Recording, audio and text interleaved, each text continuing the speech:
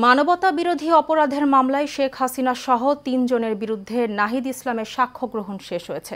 বিচারপতি গোলাম মর্তুজা মজুমদারের নেতৃত্বাধীন ৩ সদস্যের ট্রাইব্যুনাল ১-এ তিনি জবানবন্দি দেন। এছাড়া ট্রাইব্যুনাল ২-এ আশুলিয়া ৬ লাশ পোড়ানোর মামলায় তৃতীয় দিনের মতো সাক্ষ্য গ্রহণ চলছে। ওয়ালিদ সিদ্দিকের রিপোর্ট। শেখ হাসিনা সহ ৩ জনের বিরুদ্ধে মানবতা বিরোধী অপরাধের মামলার ৪৭তম সাক্ষী হিসাবে দ্বিতীয় দিনের মতো জবানবন্দি দেন নাহিদ ইসলাম। জবানবন্দিতে তিনি ২৯ জুলাই থেকে ৫ আগস্টের ঘটনা প্রবাহের বর্ণনা করেন। বন্ধুর বাসা থেকে তাকে চোখ বেঁধে নিয়ে গুম করা ও নির্মম নির্যাতনের বর্ণনাও উঠে আসে তার জবানবন্দিতে।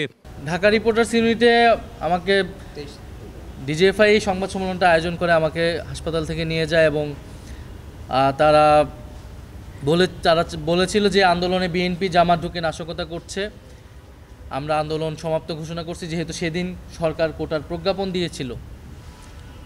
কিন্তু আমরা বলেছিলাম যে এই প্রজ্ঞাপন দিলেও এই কোটা সংস্কার, এত রক্তের উপর দাঁড়িয়ে কোটা সংস্কার আমরা মানছি না এবং এই আন্দোলন চলমান থাকবে। বিরোধী রাজনৈতিক নেতাকর্মী সহ আন্দোলনকারীদের যাদের গ্রেফতার করা হচ্ছে, আমরা তাদের মুক্তির দাবি জানিয়েছিলাম। তিনি আরও বলেন, ক্ষমতাকে পাকাপোক্ত ও নিরঙ্কুশ করতে গণহত্যা চালায় আওয়ামী সরকার।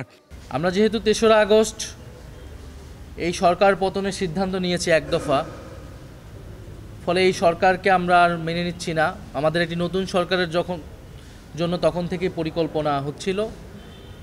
সেই প্রেক্ষাপটেই আমরা ডক্টর মোহাম্মদ ইউনূসকে প্রাথমিকভাবে আমরা ভেবে নিয়েছিলাম, আরও অনেকের সাথে পরামর্শ করে, এবং এই কারণে তার সাথে আমরা যোগাযোগ করেছিলাম যে দেশের এই পরিস্থিতি, দেশের এই ক্রান্তিকলে আপনার সহযোগী ডক্টর মোহাম্মদ ইউনূসের সহযোগিতা প্রয়োজন। যদি আন্দোলন সফল হয়, যদি এই সরকারকে আমরা উৎখাত করতে পারি, তাহলে নতুন সরকারের প্রধান হিসেবে হয়তো আপনাকে দায়িত্ব নিতে হতে পারে। আমরা সেই প্রস্তাব আপনাকে দিয়ে রাখছি।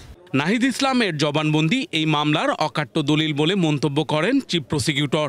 শেখ হাসিনা পালিয়ে যাওয়া, অন্তর্বর্তী সরকার গঠনের যে প্রক্রিয়া, এই পর্যন্ত একজন প্রত্যক্ষদর্শী, একজন মূল সমন্বয়ক, একজন ভুক্তভোগী ভিকটিম হিসাবে তিনি যা কিছু বলেছেন, সেটা এই মামলার প্রেক্ষাপট প্রতিষ্ঠার জন্য, এই মামলার বিষয়বস্তুর মধ্যে আসামিদের কোথায় কি ভূমিকা ছিল, সেই বিষয়গুলো তিনি অত্যন্ত স্পষ্ট করে তুলে ধরেন। এর আগে সকালে এই মামলায় গ্রেফতার ৮ আসামিকে ট্রাইব্যুনালে আনা হয়।